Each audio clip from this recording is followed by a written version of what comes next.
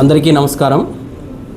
ముఖ్యంగా ఈరోజు కాంగ్రెస్ పార్టీ ఆధ్వర్యంలో ప్రెస్ మీట్ కండక్ట్ చేసినటువంటి సారాంశం ఏమని చెప్పంటే, ఉమ్మడి అనంతపురం జిల్లా కావచ్చు, రాయలసీమలో అత్యధికంగా ప్రజాదరణ పొందినటువంటి సామాజిక సేవల్లో ముందంజలో ఉండి కొన్ని దశాబ్దాల కాలంగా ఆర్డిటి సేవలు అందించి ప్రజలకు ఎంతో సేవలను విద్య, వైద్య, ఆరోగ్య అన్ని దానిలో కూడా సముచిత స్థానంలో గవర్నమెంట్లతో దీటుగా రైతులకైతేనేమి, వ్యవసాయ కూలీలకైతేనేమి, ఎంప్లాయ్మెంట్ నిరుద్యోగ కల్పన అయితేనేమి, సో పలు అంశాల మీద అటువంటి ఆర్డిటిని ఎఫ్సిఆర్ఏ రెన్యువల్ విషయంలో కేంద్ర ప్రభుత్వం అవలంబిస్తున్నటువంటి నిరంకుశ వైఖరికి నిరసనగా మేము ఇవాళ ప్రెస్ మీట్ కండక్ట్ చేస్తూ ఉన్నాము.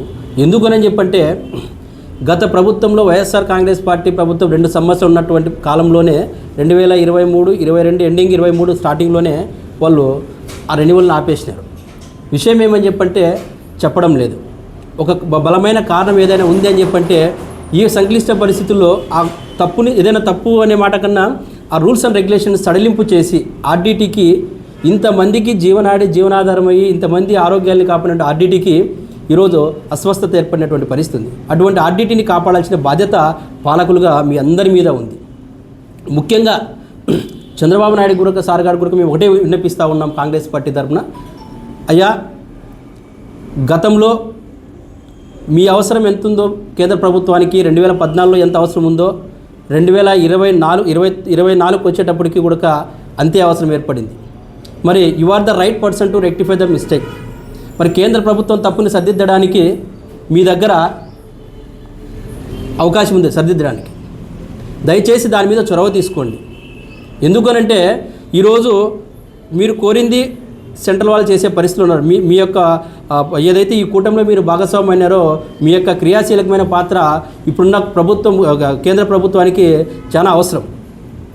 ఇటువంటి అవసరం ఉన్నప్పుడే మీరు వాళ్ళతో పనులు చేయించుకొని చక్కబెట్టుకోవాలా. ఎందుకని చెప్పంటే, ఇవాళ మీరు ఈ నిరంకుశ వైఖరిగా ఉన్నటువంటి కేంద్ర ప్రభుత్వానికి రెండోసారి మద్దతు ఇచ్చినారు. మీరు ఆర్డిటి పట్ల ఎంత నిరంకుశంగా ప్రవర్తిస్తూ ఉంది ఈ బీజేపీ ప్రభుత్వం అంటే ఒకసారి ఆలోచించాల.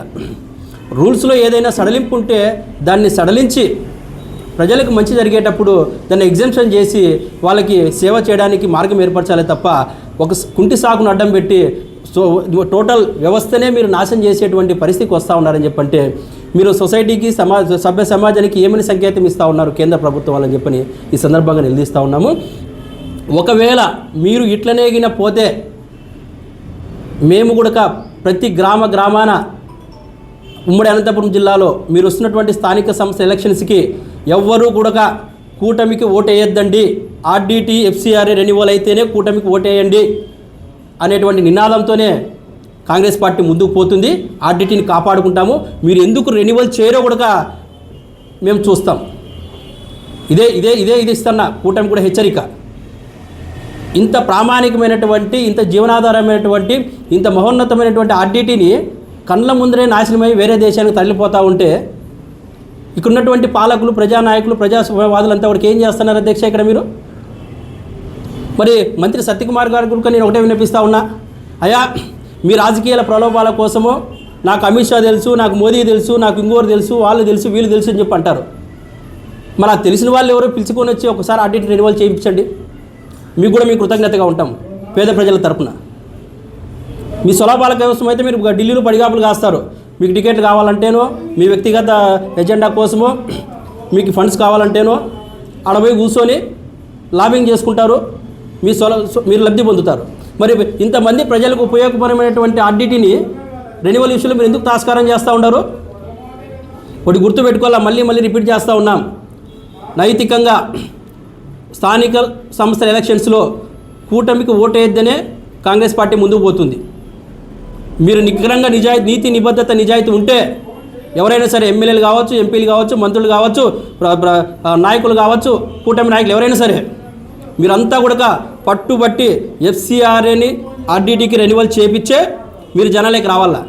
లేదని చెప్పంటే జనాలే మీ మీద తిరగబడే పరిస్థితి, అంత చైతన్యాన్ని కూడా మేము తీసుకొని వస్తామని సందర్భంగా తెలియజేస్తూ ఉన్నాను. మానవత్వంతో ఆలోచించండి, మతత్వంతో కాదు.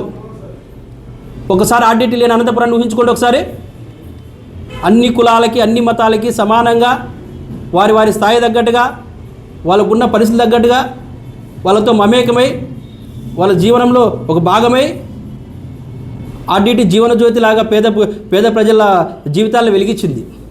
ప్రభుత్వాలతో సమానంగా పనిచేసినటువంటి సంస్థ ఆర్డీటీ. అప్పట్లో 1972-73 దశకంలో ఆర్డీటీ వాళ్ళు వస్తే అప్పుడు గౌరవ స్వర్గీయ అప్పటి ప్రధాని ఇందిరాగాంధీ గారు, అమ్మ మీరు ఇంతగా మీరు చేయాలన్న ఇంటెన్షన్తో ఉన్నారు కాబట్టి అత్యంత కరువు జిల్లా అయిన అనంతపురం జిల్లా ఉంది, అక్కడికి వెళ్ళి మీరు సేవలు చేయండి అని చెప్పని అదే స్ఫూర్తి వాళ్ళు ఇక్కడ వచ్చినారు.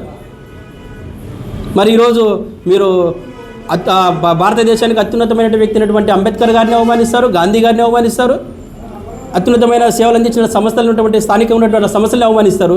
మరి మీ ఎజెండా ఏమి? సరే మీరు చేయండి, వాళ్ళు లేదు, మీరు చేస్తారా? ఏం ఆలోచిస్తూ ఉన్నారు అంటే జనాలు ఏమైపోయినా పర్వాలేదా? వాళ్ళ బాధలు పట్టవా మీకు? కాబట్టి ఇవన్నీ కూడా మేలుకొని ఇప్పుడు లోకేష్ బాబు గారు చెప్పినారు, మేము చూస్తున్నాం పెడతాం అయిపోయిందని చెప్పని 4 స్టేట్మెంట్ ఇచ్చేసారు. ఎమ్మెల్యే ఎంపీలంతా కూర్చొని కలిసినాం పెట్టినామని చెప్పండి. ఏమొచ్చింది ఇప్పటికి? 4 నెలల కాలం అయిపోయా. కేవలము మీ కూటమి ప్రభుత్వంలో ఆప్యాయతలని ఆలింగనాలని చెప్పని అభిమానం అని చెప్పని ఒకరి మీద ఒకరు పొగుడుకుంటా ప్రజలను గాలికి వదిలేసినారు. ఇంత నిర్లక్ష్యమా? కళ్ళ ముందర ఇంత ఇబ్బందికరమైన ఇంత విధ్వంసకరమైన పాలన జరుగుతూ ఉంది ఆర్డీటీ మీద. ఒక్కరికి కూడా చలనం లేకుండా పోతూ ఉంది.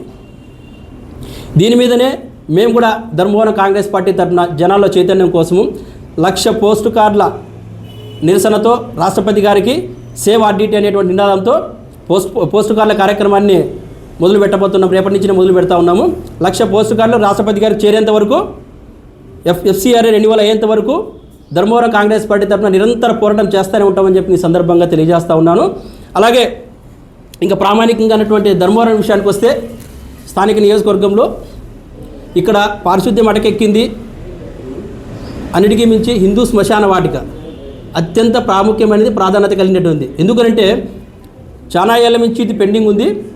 ఇప్పటికీ కూడా గతంలో కూడా పూడ్చిన చోటే పూడ్చి చేసేటువంటి పరిస్థితి వస్తూ ఉంది. ధర్మవరంలో ఇన్ని వేల ఎకరాలు ల్యాండ్ యాక్విజిషన్ జరిగింది. దాదాపు 2 నుంచి 3 వేల ఎకరాలు ల్యాండ్ యాక్విజిషన్ జరిగింది అన్ని ప్రభుత్వాల మధ్యలో. ఇవాళ మేము కాంగ్రెస్ పార్టీ తరఫున ఒకటే డిమాండ్ చేస్తూ ఉన్నాం, మినిమం 40 ఎకరాలు శ్మశాన వాటికకి కావాలా ధర్మవరానికి. ఇటు తుంపర్తి కాలనీ కల్లా ఊరు పెరుగుతూ ఉంది. ఆల్రెడీ ఎగ్జిస్టింగ్ ఇది వైఎస్ఆర్ కాలనీ కావచ్చు, ఇందిరమ్మ కాలనీ కావచ్చు, L1 L2 కావచ్చు, L3 కావచ్చు, ఇటువైపు అంతా కూడా ఆల్రెడీ ఎస్టాబ్లిష్ అయింది. సో ఇంత సంపూర్ణమైన జనాభా ఉన్నప్పుడు, అసంఘటితంగా ఏమైనా జరిగినప్పుడు చనిపోయిన మనిషిని పూడ్చాలని చెప్పంటే ఎక్కడ పూడ్చాలో దిక్కుదేని పరిస్థితి. సో అందులో భాగంగానే జరిగినటువంటి మా సోదరుడు చేసిన యాత్రకు మేము కూడా మద్దతుగా పాల్గొనడం జరిగింది. ఇది కూడా అత్యంత ప్రాముఖ్యమైనది. ఇది కూడా అధ్యక్ష మంత్రి గారికి దృష్టికి కూడా తీసుకుపోతూ ఉన్నాము. దయచేసి ఈ శ్మశాన వాటికనైతేనేమి ఆర్డీటీ అయితే 2 కూడా ప్రాధాన్యతగా తీసుకొని చొరవ తీసుకోవాలని చెప్పి సందర్భంగా తెలియజేస్తున్నాము. అట్లా ఇంకొస్తే అన్ని ఎస్టాబ్లిష్డ్ కాలనీలో తుంపర్తి కాలనీ అయినా ఇటువైపు అయినా కూడా మౌలిక వసతులు లేవు. మీరు వాళ్ళేదో 2,000 కోట్లు బడ్జెట్ వచ్చిందని చెప్పన్నారు.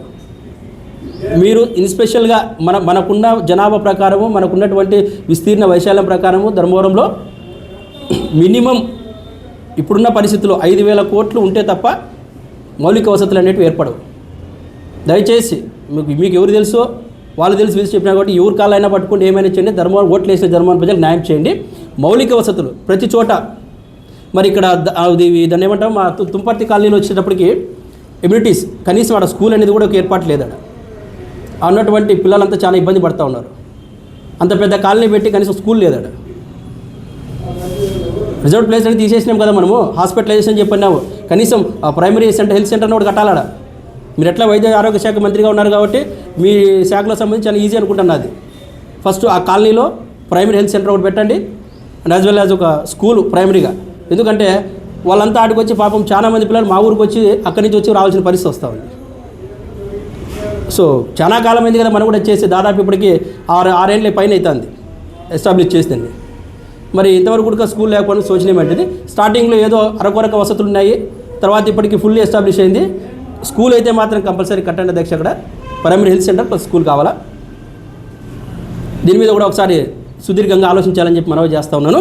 దాని తర్వాత ధర్మవరం మున్సిపాలిటీలోనే స్లమ్ ఏరియాస్ అంటే అది జన సమృద్ధి ఎక్కువగా ఉన్న చోట, ఉదాహరణకు గాంధీనగర్ కావచ్చు, ఇందిరానగర్ కావచ్చు, జగజ్జీవన్ నగర్ కావచ్చు, పిఆర్టీ కావచ్చు, ఇరుకైన సందులు ఉన్న చోట సిమెంట్ రోడ్లు ప్రాపర్గా లేవు.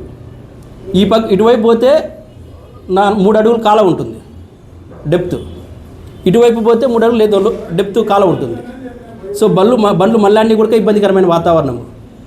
కాబట్టి దీన్ని కూడా సంపూర్ణంగా మీరు దీని మీద అండర్ గ్రౌండ్ డ్రైనేజీకి ప్లాన్ చేసి, మేమే ఇస్తున్నాం ఈ సలహాని, అండర్ గ్రౌండ్ డ్రైన్ ప్లాన్ చేసి అంతరాయం లేకోకుండా, జీవనానికి అంతరాయం లేకోకుండా ఇరుకైన సందుల్లో, ఇటువంటి రోడ్లు ఉన్న చోట ఎక్కడో చోట సర్దుకుంటాయి వెహికల్లు, ఇరుకైన సందులు రాకపోకలు చాలా ఇబ్బందిగా ఉన్నాయి అన్ని చోట్ల.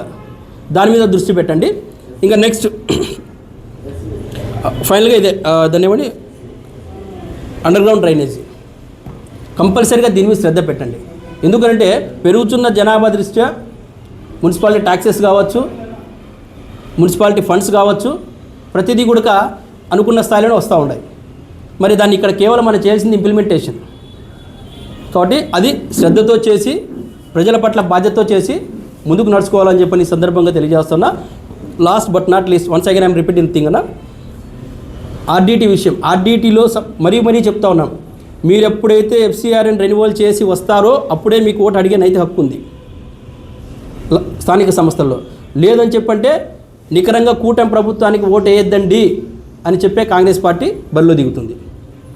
ఇది గుర్తుపెట్టుకొని నాయకులు ఎవరైనా సరే, పార్టీ నాయకులు కావచ్చు, ఎమ్మెల్యేలు కావచ్చు, ఎంపీలు కావచ్చు, మంత్రులు కావచ్చు, గుర్తెరిగి మీరు ఆర్డీటీకి న్యాయం చేసి ప్రజల మన్నలు పొందండి. తప్పులు, ఎందుకంటే ఆ సంస్థకి న్యాయం చేసి ప్రజలందరికీ మీరు న్యాయం చేసినట్టే. ఇట్స్ ఫ్రీ ఆఫ్ కాస్ట్ అది, అంటే పైసా ఖర్చు లేని పని అది. దయచేసి దీని మీద మీరు అఖిలపక్షం ఢిల్లీకి పోతారో, అమరావతికి పోతారో, యాడ పోతారో, ఎవరు కాలపట్టో మాకు తెలియదు. ఆర్డీటీని మాత్రం రక్షించండి. జై హింద్, జై భారత్, జై కాంగ్రెస్.